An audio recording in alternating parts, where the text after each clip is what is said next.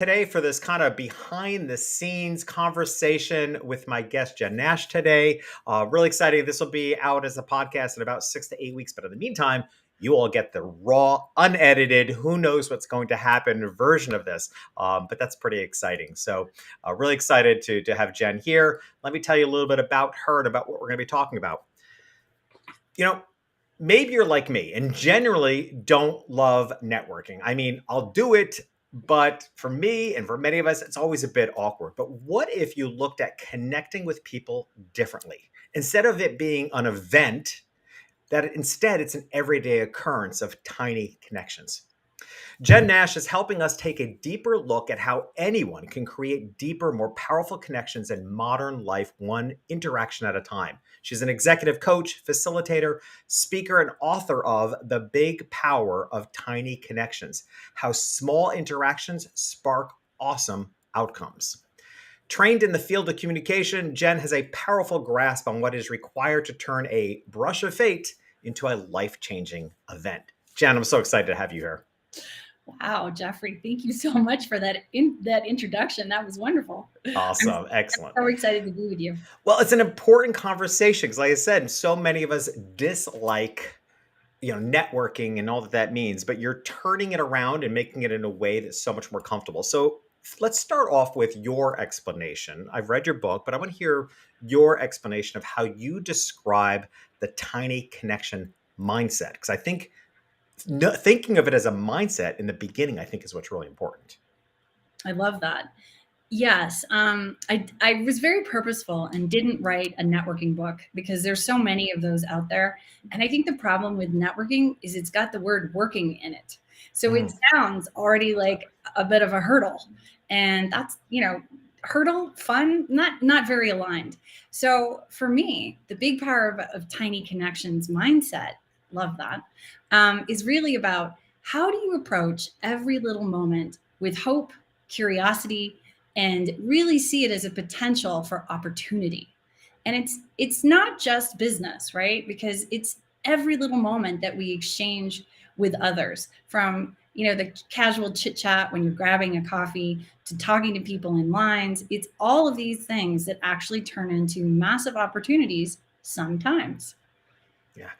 I had the really good fortune of right before reading your book for another podcast, I read a book about serendipity and serendipitous moments. Mm. And that book had already sort of woke me up to the idea that maybe I'm not creating the opportunity for as many serendipity moments as I should or would like to. And in fact, even stressed in that conversation, that's probably a little bit more of a problem now than it was because so many of us are working remotely and we've kind of gotten locked in our, if not in our homes, in our heads, and we're not putting ourselves out there as much. And that, to me, reading your book was a perfect follow-up to that because it really helped me rethink, because I don't like networking events, but in part we don't like it because it's so pre-planned and pre-canned, but you woke, like serendipity, you woke me up to the idea like every moment can be a tiny connection. And you mentioned curiosity. I think it would seem to me that curiosity, like just simply going out in your day and being curious about who you might meet or what might happen. So has curiosity been, or anything else, been a leader for you to make you a little more brave or outgoing with making tiny connections? Well, it's funny. I started the book with a story about my mom, and I grew up with a very funny lady as a mom. But when you're 14, it's not funny when your mom's speaking random languages to people who are not, that random from that random country. And so I think I had a role model who was very outgoing, and she loved to create these little moments of true connection. And there is something very powerful about when you say thank you in Arabic to someone who totally is not expecting that you're going to say thank you in their language, they literally light up. So I think starting from that place, and then, yes, I'm a very curious person. And I realized this quite early on. My first job out of art school was completely logical. I became a financial reporter. And I realized I was naturally very good at it, even though I didn't really care about the deals, so to speak. I just loved the chase. I loved the story. I loved asking people what was going on and digging for it. So I look at the people that I cross paths with, and I think that's a good way of looking at it. The people you cross paths with, because that's huge. Almost as like walking little presents. Like what's in there? Like what's going on? Like I randomly turned a corner the other day, and I'm currently in San Miguel Allende in Mexico, and it's such a beautiful street. I exclaimed to a friend walking next to me, "See now, this is perfect." That's all I said. And a gentleman walking towards me said, "Except for the fact that it's a dead end." And so he was already playing. I don't know this guy. And so I turned to him and I said, "That's why it's perfect. There are no cars." Yeah. Fast forward 2 minutes, I have his name, his cell phone. We plan to like connect, have a drink on a rooftop because he just bought a house. He Wow. was very proud of it. I'm really passionate and interested in real estate. It's a side hustle of mine. And, boom, done. But that's Awesome. an opportunity where someone could have said nothing in response to him saying, except that it's a dead end, right? I chose to share why I was passionate about that street. I mean, it really also is a gorgeous street. Yeah. So I think it's how you look at these little moments. And if you're an introvert, it is a challenge to connect in that moment with someone who's random. But what if it was more playful? What if it was more joyous? What if it was more of a game? And I even look at networking events kind of like that. Yeah. I wonder, you brought up introvert, and to me, on the surface, it seems like this might be more challenging for an introvert in the same way that networking is more challenging for the network. But I actually, listening to you, I'm wondering, is it really because I and many other people consider ourselves introverts, or is it because it's just awkward? Networking is awkward. It's just a weird setup, it just doesn't often go well. And that's one of the things I like about just thinking about it. This tiny connections mindset is just living your life. And I actually think in many ways, that's a perfect fit for somebody who considers themselves an introvert. I consider myself an introvert, but like you, my kids have spent their whole life being horrified by the fact I talk to anybody. So that doesn't seem like the behavior of an introvert, but yet it's a one-to-one conversation, which is comfortable for me. And it's in an atmosphere that isn't like this setup of networking where you're supposed to behave a certain, I don't know, the whole networking setup is just weird. But so I think in a lot of ways, this is more comfortable if embracing. And I think, but it's a matter of walking out your door, getting out there. I love the story and how that led to this rooftop opportunity to have a drink. What in your own life and in people you've worked with and have seen, what are some of the tangible benefits? Like that's what I want to get to. And I think especially business owners listening in, like what are some of the benefits you have directly seen from a tiny connection? I mean, I'm just going to do a quick plug because it's too perfect the way you're asking that question. Like the way I set the book up is I'm really, really clear about the benefits because I get it. At the end of the day, it's funny. A friend of mine was like, "Are you saying that connection is transactional?" And I was like, on some level, yeah. If you want more out of life, lean into connection. But like, what is the more? So like, you'll be more interesting at parties. You'll get a better job. Honestly, you have the possibility of becoming a better person, earning more money, making your life more exciting, becoming a super connector, getting lucky a little more often, however you'd like to put that. I mean, these are the things that drive people and inspire them. So, the connection mindset, I think really helps you lean into getting more of everything. Like, I really think that these little moments are the single most powerful thing we can do to thrive. And I feel like COVID really underscores that, you know? How so? Like In what way? we couldn't connect. Hmm. Like we were trapped. And I mean, one of the reasons I wrote this book was I was so starved for connection. And I did not have access to a community. I did not have access to friends and family. I was truly isolated. And I realized the thing that drives me and inspires me are those little moments. And the way you put it is perfect, Jeffrey. Like I actually really only just realized that I'm a combo introvert extrovert because I facilitated a retreat. And on day 3 of spending time very intensely with 20 lovely humans, I was wiped. Right. A real extrovert would have been just like Yeah. overwhelmed, jetpacks. I'm doing it. I Right. was, Well, the terms often, I mean, there's two ways of looking at it. I mean, one of it, we often speak about introvert, extrovert as a behavior, but it's also how we refuel. Right. Mhm. So the clinical definition is really about how we refuel. I'm definitely an introvert by clinical definition because if I put myself out there, if I come off stage, I need to refuel alone. Like that's not, I don't get charged by hanging out with more people. But I think so often we define introvert, extrovert based on behavior. But what you said about COVID is interesting because I've been thinking about this too. That due to lockdown, remote work, just the big shift in how we all worked and lived, it absolutely shut down a lot of tiny connections, which created a craving. I think there's genuinely a craving. We're seeing it as live events are coming back, that there's a real craving for people to be back together. But on the other hand, I think we're also a little out of practice. So, how do you see that as being, I don't know, a challenge, or because we're kind of just reawakening in a lot of ways and going back to networking events? I know a lot of things in my life here in Miami that I used to go to still aren't happening. Became pretty well known locally for having what I call waffle Sundays, where one Sunday a month I made homemade waffles, and anybody and everybody who wanted to come would come, and it was a great social event. And I haven't ramped those back up yet, real soon. But what do you think of that as we're just re-entering? Is this an awkward time, an opportunity time? How do you see this like right now?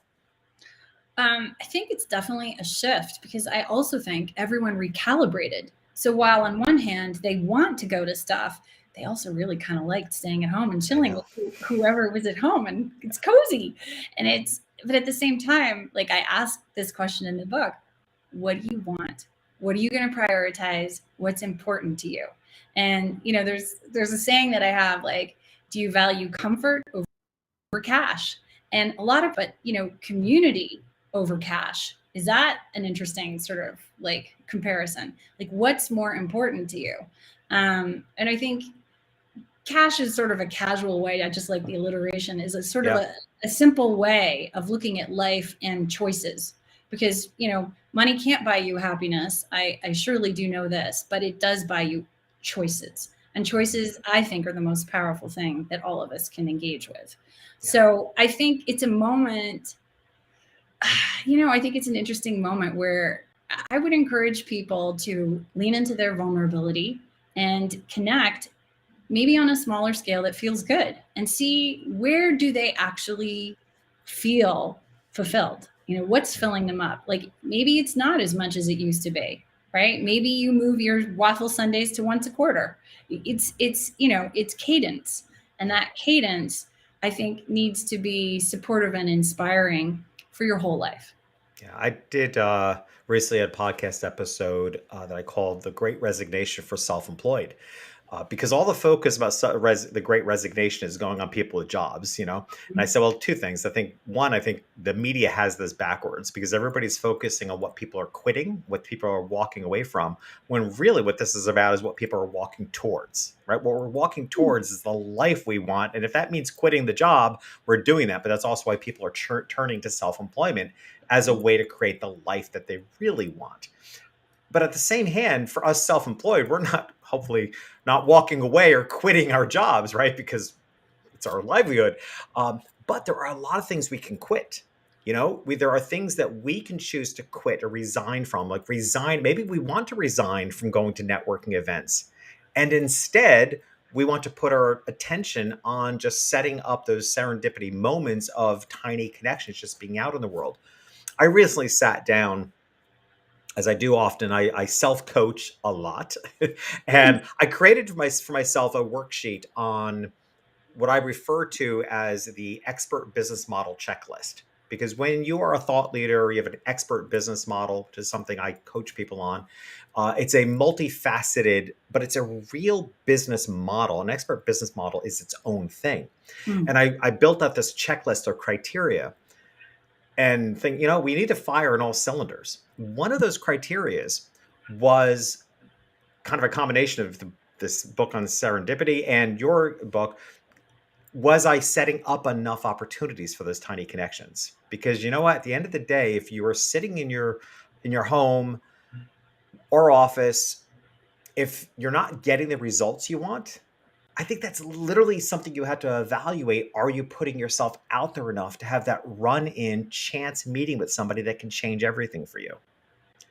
That to me is when we talk about the benefits of tiny connections, it's just, it's actually upholding as a criteria for how much effort you're actually putting into the success that you want. Yeah, I agree. Yeah, you also spoke, and I think this is important to acknowledge too, is that, and I've always been surprised at this, that I think your statistic in your book was like 61% of adults identify as being lonely. And that has always been a shocking statistic to me. And I find it amongst entrepreneurs and business owners that we could be surrounded with people and actually be lonely. So again, if you embrace the tiny connection mindset, right, this is about you getting out there and fulfilling that loneliness a little bit too, as well, right? Absolutely. And I think it's interesting. There's like a lot of statistics about the higher up you get in the world, the more lonely it is because you feel less understood. And I encourage people to really question, and I know you do as well, like, what do you value?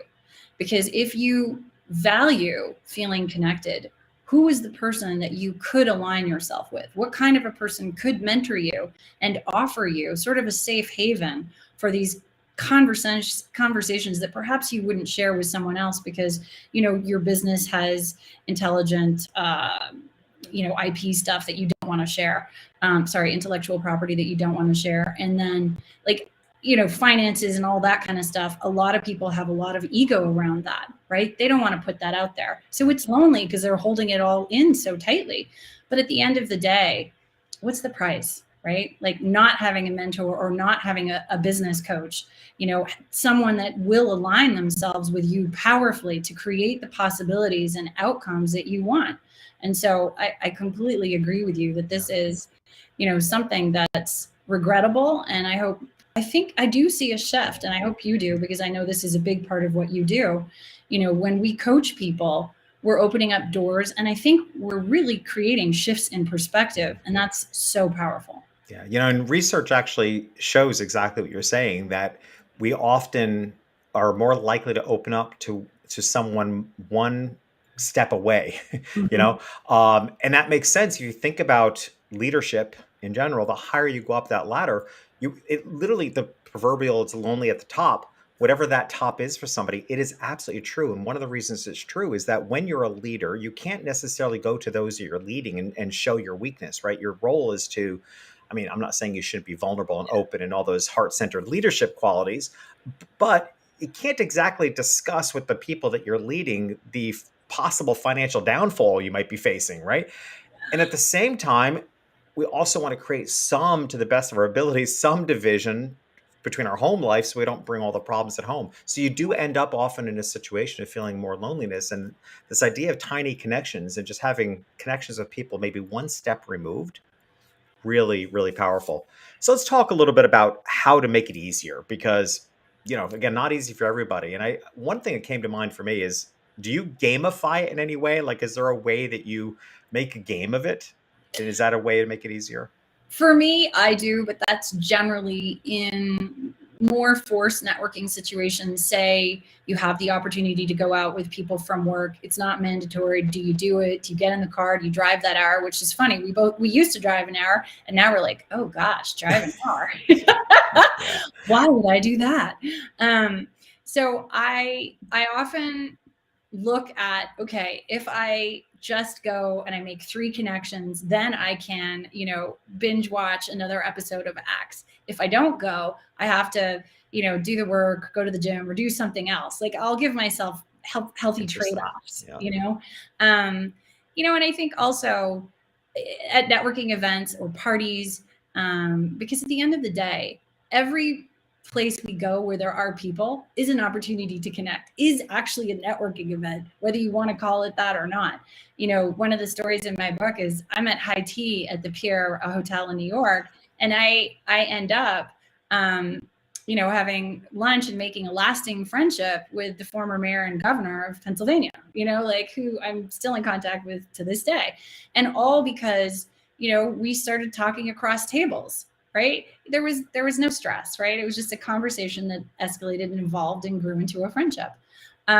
So I think if you're going to parties or you're going to small gatherings, indoors, outdoors, and you're not loving it and you're not feeling into it, ask yourself, what do you need? Maybe you're doing research for a vacation in Croatia or in Nashville.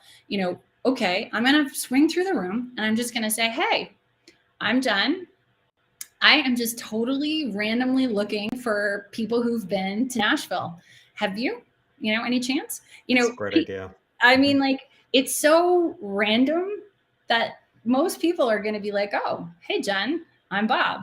Like, It's funny you should ask that. I actually even, or just asking, and I realized that I actually had in the past and developed an opinion from that, but just asking, what are the top three places, or what's your favorite place you've ever been to in the world? I know as a photographer, I asked so many of my very well-traveled, has the means to travel anywhere in the world. I would ask them, like, what's been the favorite place? And my self quiz here, it became Prague, was like repeated all the time. So now Prague is like very top of my list of places I want to go to, because when asked amongst, people that can travel anywhere, Prague kept coming up. And everybody had an explanation between the art and the history and the culture. And but that's a great conversation that you can have with almost anybody. It's like, hey, I'm doing some research about where I want to travel next. What's the favorite place you've ever been to? Yeah. And I think there's a way of gamifying kind of came up for me. I'm like, okay, I could get into this, but I also like your idea of healthy trade-offs or healthy rewards. Yeah. I think that's a really cool idea too. Let's talk a little bit about listening, because you spend a fair amount of time in the book about listening. And I actually think, because we almost all need to improve our listening skills, I think there's a way of actually making that fun too. So what are some of the ways that we might, whether we're sitting on a park bench next to somebody or we're at a networking event, what are some of the ways we can use listening to improve our listening skills and, again, kind of gamify it a little bit? I love that question, because listening is such a challenge for myself and for most of us, I think. I have a technique in the book, and it's called the stoplight game, pretty much. And it's basically you've got green, yellow, red. And it's based on research. Apparently, when you're in a new exchange, you have about 20 seconds where, as you're talking, the other person's fully engaged, they're really listening. And then when you go past 20 seconds and you enter into the 40-second area, you're now in yellow. You go past 40 seconds, you're in full on red, and their brain is actually slowly trying to think about lunch. That's when the eyes start looking around. Yeah. And it's really encouraging, because I've played this game with, over 300 people on a Zoom that I was coaching, and people really struggled. And the conversation shifted to, well, what happens if I have a really long story? And my response is, of course, a really long story is a different engagement. Like, if you and I were just meeting, I think we're going to have some back and forth, and they probably really will be 20 seconds, 40 seconds tops, because I want to hear what you're saying, Wow. Does that resonate? It does. No, I love that. Yeah. I think, again, it kind of gamifies it, look at it as a red light, and I think it's a challenge for many of us to not only listen, but also to make what we want to say super concise.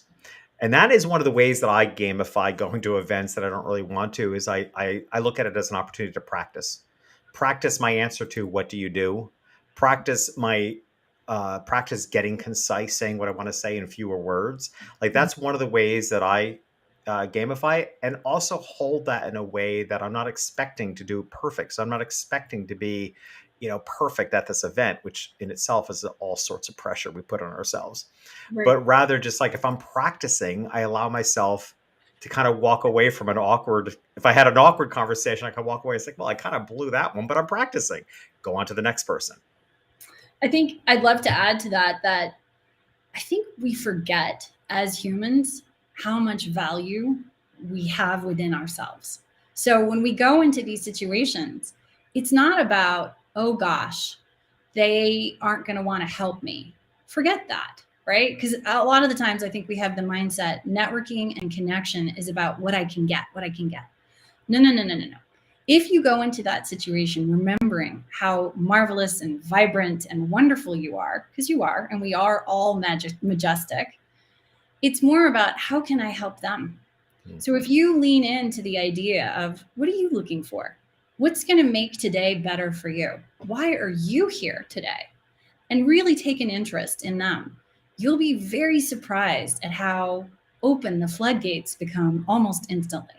And so, I talk about altruistic networking because I think that that is the key to forward motion in your life. So, for instance, you connect with someone and you were talking about Prague. You follow up with an email. Hey, by the way, these are the restaurants that my friends were telling me rock in Prague. I know you're leaving in a couple months. Have you heard about them? What a lovely segue. Haven't talked about work, but I'm really honoring what Jeffrey was interested in when we connected. And then maybe, a couple weeks later, hey, I saw this article. This is in line. Have you thought about this? And maybe you start talking about work. It's so seamless because you see them as a person, you supported them, and now the conversation has evolved. Is that networking? I think it's caring for people as people. Yeah, I love what you're saying, and it's so true that we have to remember that we have value to bring to the conversation. And that's such a key point, and I think that's a game changer for anyone kind of hesitant to make any connections, is to remember that you have value to bring to the conversation. And how interesting it is that the more you step into knowing you have value in yourself, the more you're actually being altruistic, like you're actually giving, right? But the first step of giving is to first know that you have value to bring. And you can almost see it if you think about conversations that you've had where somebody becomes increasingly so much more interesting. When you find out something, you're kind of left wondering, why didn't that come out ahead of time? Right? It's because they have their own filters up, or they're kind of holding back. But then suddenly you find out something about them is so fascinating. But along that value we can bring, I love that you actually, and I would love to talk about this, there are kind of four, I don't know, ideas that we can keep in mind when we go, going to connect with somebody. And I'll touch on them, and then I want to go back to the talk about it. We can remember, you can share your ideas, you can share your knowledge, you can share your resources, and you can share your connections.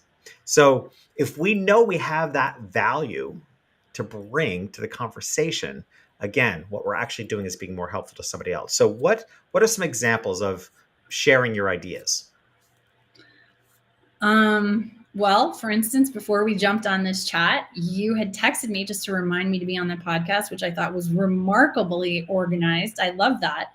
And I just offered that if you had included your name, I would have been 100%. Oh, that's right. I'm on this podcast. So I often will take the time if I'm going through someone's website and I see a graphic glitch or I see something that's not supposed to be happening. I'll take the time. I'll send a screenshot. I'll say, hey, I don't know if you've seen this. Just a heads up, this was on mobile. I might tell them the browser because their dev guy will love that, and they didn't ask for it, but I am being helpful. So also, like if I have friends who are in startup phase or they're trying to launch something, I will naturally ideate with them.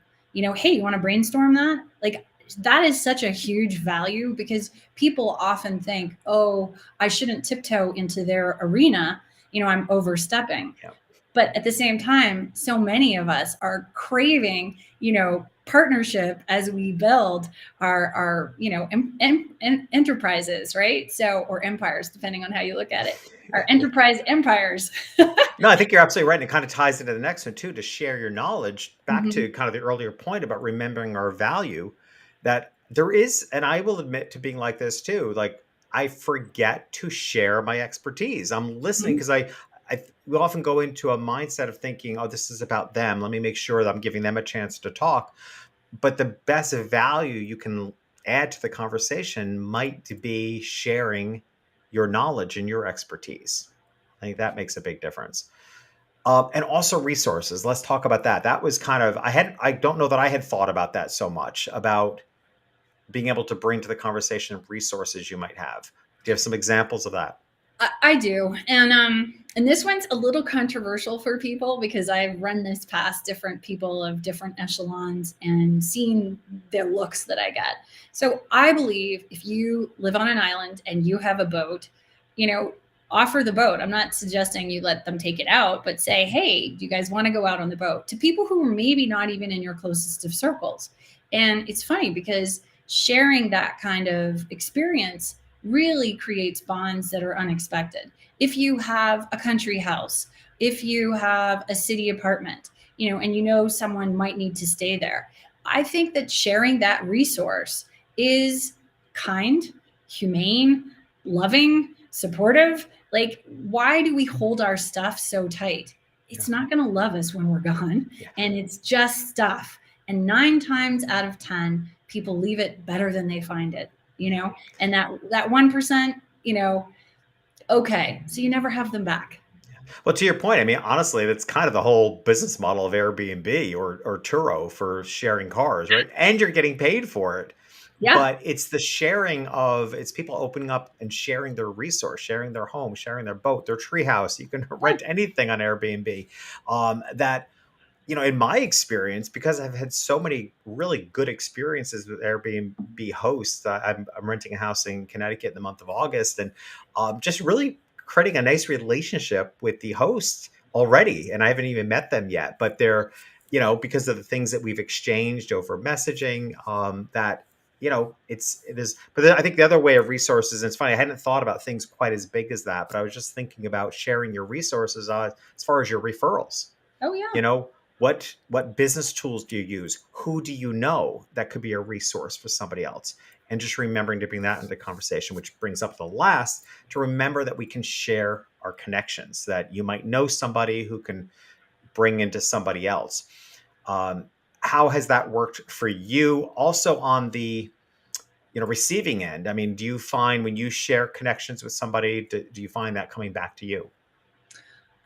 I think not always, maybe not as much as you'd like. I think people sort of tend to be either connective or not that connective. And I think it's honestly, I used to think this is a grudge that I should hold. This person's not working the same way I work, but I've realized they just work differently. Their brain just doesn't think that way. Whereas I am constantly matchmaking. How can I support them better? Who do I have in my wheelhouse that's going to be perfectly aligned to get them from point A to point B? It could be as simple as someone recently just told me about an expert wallpaper installer for New York. And I was like, seriously? And like, it randomly came up in a conversation. I was like, yes, I need that, versus, a developer for, WordPress, right? Someone who's great, affordable, can get it done. And I think if you ask, you tend to start to realize who's good at it. And so you lean into that. I have a couple people who I think far even exceed my skills. And when I'm really in a crunch, I'll reach out to them and I'm never disappointed. It's amazing how certain people are just a wealth of connective resources. Yeah, absolutely. I mean, I have a couple super connectors in my life that I'm so admiration of their network and their ability to connect others so naturally. And it's something I aspire to be better at. I think I've got an incredible network. I just forget sometimes to make the connections amongst people. But again, it's something we can work towards. So we have a lot more tiny connections in our lives. As we round out our conversation, so much of what I felt in your book and the idea of a tiny connections mindset is, on one hand, it's about showing up. As I was saying earlier, that if you're going to hunker down and be alone, you can't really complain too much that you're not having connections, right? So yes, there is actually showing up. But as you say in the book, the most important part of this really is showing up for yourself, right? It's you showing up for yourself, for knowing you've done it, and also the opportunities. How has that more emotional side of, I mean, it seems pretty natural to you now. Maybe it always hasn't been.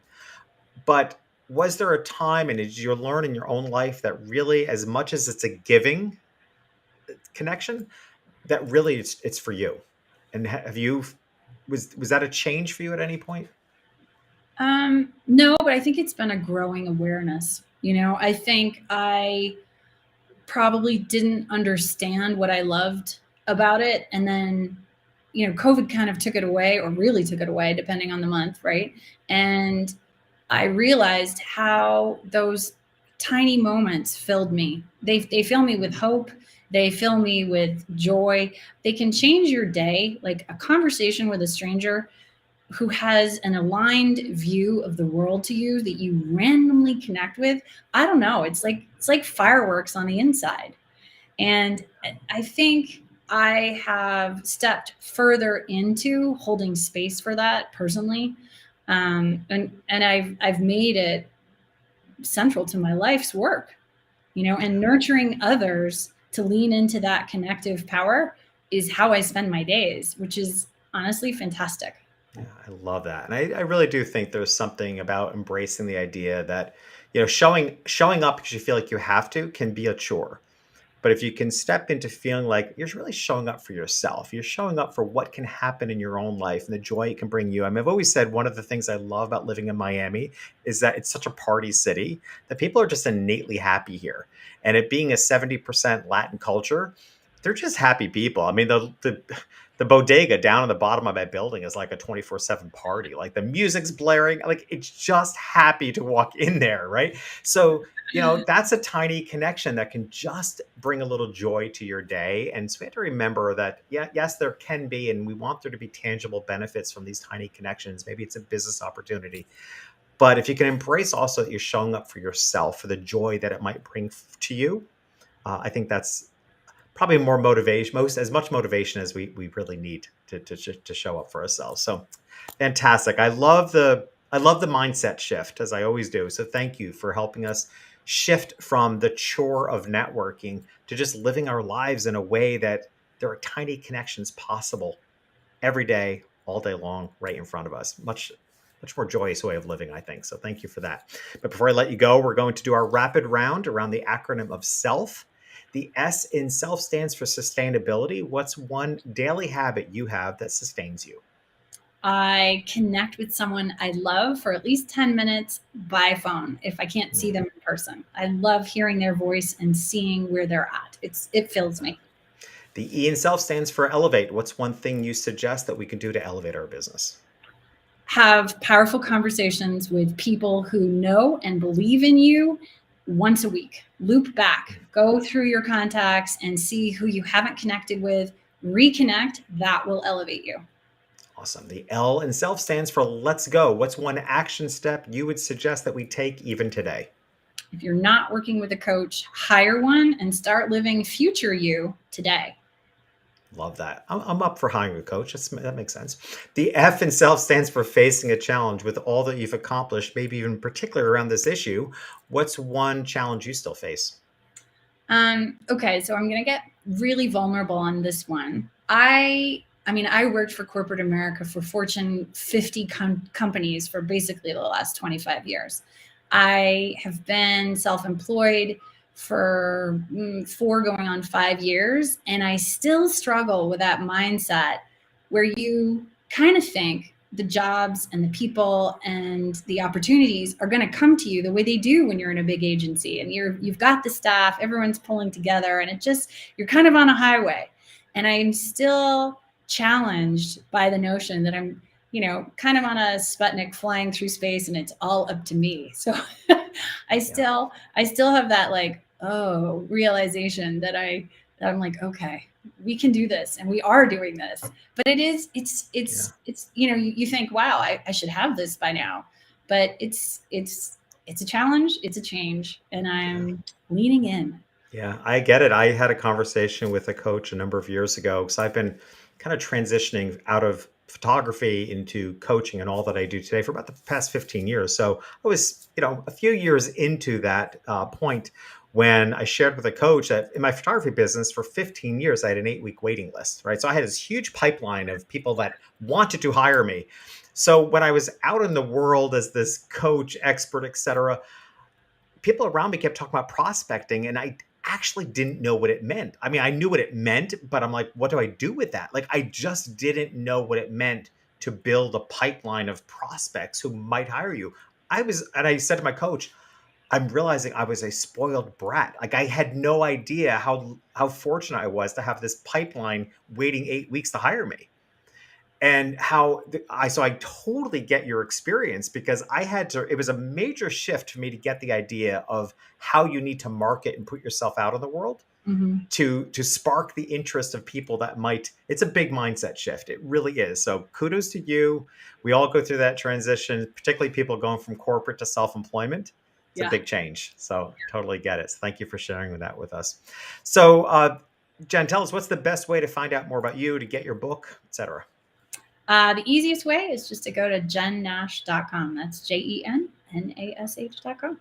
Easy And enough.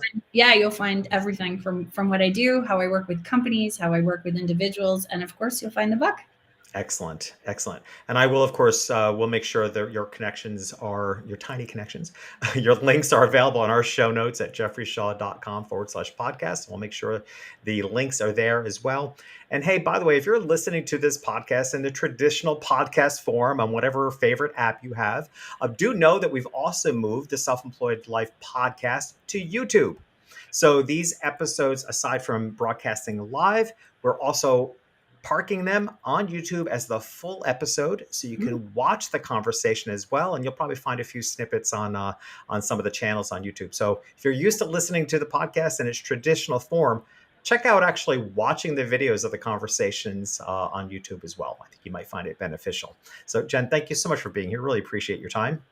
Oh, Jeffrey, thank you so much. And I just want to jump in case nobody's ever watched you. You're delightful to watch. So they should they should totally check out your sparkling blue eyes. The person behind the voice. I actually have been recognized 3 times in my life by my voice. I'm like, but a lot of people don't know what I look like. But thank you for that. That's very sweet. Thank you. Remember, you might be in business for yourself, but you're not in business by yourself. Be your best self, be proud, and keep changing the world.